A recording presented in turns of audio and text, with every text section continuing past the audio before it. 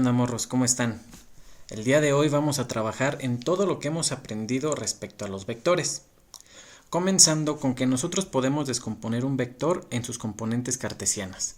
Por ejemplo, el vector en verde que nosotros estamos viendo ahí, si nosotros conocemos su magnitud y el ángulo, el cual está ahí con un verde más claro entre el eje X y mi vector, yo puedo conocer el valor de AX, que es esta flechita en azul, la de abajo, y puedo saber cuánto vale su componente en Y, es decir, AY. ¿Cómo lo vamos a hacer? Pues mediante estas fórmulas.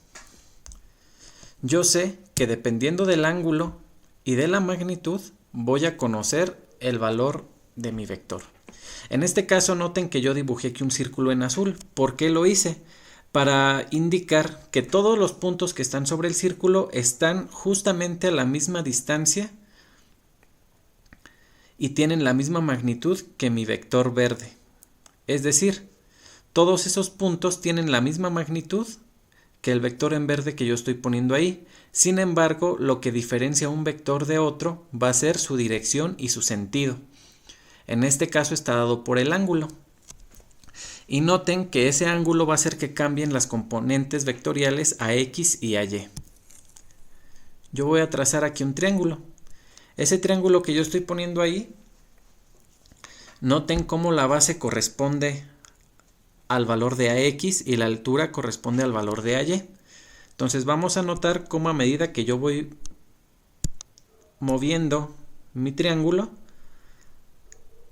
conforme el ángulo va creciendo, el valor de AY va creciendo hasta llegar a 90 grados, donde el valor de AX es 0 y el valor de AY es completamente el valor de mi vector. Toda su magnitud está sobre el eje Y. Luego, en esta dirección, conforme va creciendo el ángulo, yo puedo notar cómo la componente AX va creciendo nuevamente, pero en el sentido negativo. Es decir, ahora el valor de AX es negativo, mientras que el valor de AY sigue siendo positivo, pero va disminuyendo. Aquí vemos cómo va creciendo, hasta que llegue este punto. En este punto, mi vector está completamente sobre el eje X, y por lo tanto, todo su valor es AX, toda su magnitud vive en el eje X. Luego el valor de mi ángulo va creciendo. Vemos cómo, aunque la magnitud de mi vector es la misma, la dirección ha cambiado completamente. En este punto, tanto el valor de AX como el valor de AY son negativos, porque AX apunta en la dirección negativa de las X y AY en la dirección negativa del eje Y. Vemos cómo nuevamente la sombra de AX va disminuyendo, mientras que la sombra sobre el eje Y aumenta. Y conforme empiezo a crecer nuevamente mi ángulo, aquí el eje X, mi vector AX está apuntando en la dirección positiva del eje X, mientras que el vector AY está apuntando en la dirección negativa del eje Y. Por lo tanto, tiene una componente positiva y una negativa. Nuevamente empieza a disminuir su valor hasta que vive solamente en X, y vemos cómo va creciendo hasta tener el vector que yo tenía originalmente. Esto solamente es un ejemplo de cómo, aunque todos los vectores de los que yo hablé tienen la misma magnitud, su dirección y su sentido fueron cambiando conforme el ángulo iba cambiando, y como su ángulo iba cambiando, también las componentes cartesianas que lo conforman. En este punto, además, me gustaría mencionar lo siguiente. Si yo multiplico mi vector por alguna magnitud positiva mayor que 1, por ejemplo, si a mí se me ocurre multiplicar mi vector por 2, lo único que voy a hacer es que este vector se vuelva más grande, porque sería 2 veces el tamaño original de mi vector. Y de hecho, lo que estaría ocurriendo en este caso es que mi vector AY, este que yo tengo aquí, también crecería, porque estaría multiplicándolo, y mi vector AX, este que yo tengo aquí, crecería de igual manera. Por otro lado, si yo decidiera multiplicar este vector por el factor de menos 1, lo que obtendría sería el mismo vector, pero apuntando en la dirección contraria. Lo que estaría diciendo que yo lo único que hice fue cambiar la dirección de AX manteniendo su magnitud, y también habría estado cambiando la magnitud de AY. Bueno, la magnitud de AY se mantiene, lo único que cambiaría sería su dirección, tal como podemos ver. Entonces, si yo multiplico por -1, estaría cambiando la dirección de mi vector y convirtiéndolo en su negativo. ¿Cómo pasa esto? Haré las cuentas necesarias para que quede un poco más claro. Mostremos entonces lo que acabamos de decir. Yo dije que si yo multiplico por 2 mi vector A, lo que voy a estar consiguiendo es tener este vectorcito, solamente que un poquito más grande. Es decir, este que yo tengo aquí sería el vector 2 veces mi vector A. ¿Cómo sería eso? Pues yo sé que mi vector A lo puedo expresar en términos de sus componentes cartesianas AX y AY.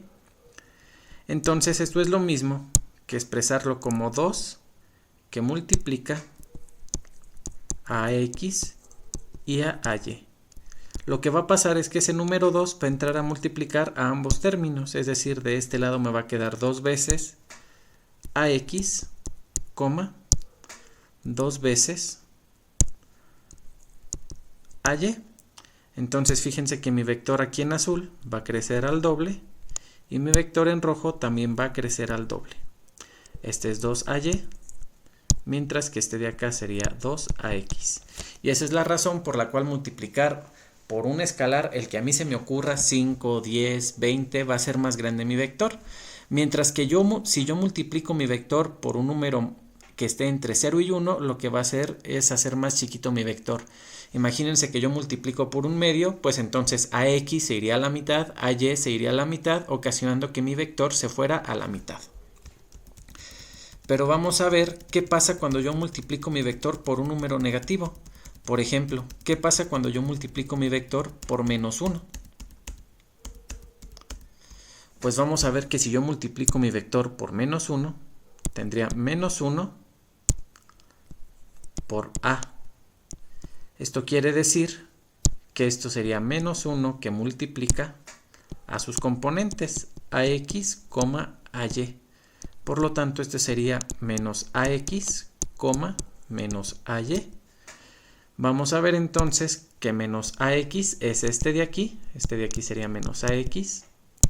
Menos AY mantiene su magnitud, solo se vuelve negativo, apunta hacia la dirección negativa. Y entonces este de aquí sería mi vector menos una vez el vector A. O lo que es lo mismo, simplemente menos A. Entonces, el vector menos A es exactamente el mismo vector, pero con sus componentes apuntando en el sentido contrario. ¿Qué quiere decir esto? Vamos a ver qué pasa si yo sumo el vector A con el vector menos A. Pues yo sé que para hacer eso lo único que tengo que hacer es sumar término a término. Entonces tendría la componente AX más menos la componente AX, porque esta es la entrada en X de mi vector A, de mi vector menos A, perdón. Y por otro lado tendría AY más menos AY. Fíjense que entonces yo obtendría que AX más por menos me da menos, AX menos AX, AY menos AY. Entonces obtengo que esto sería 0,0.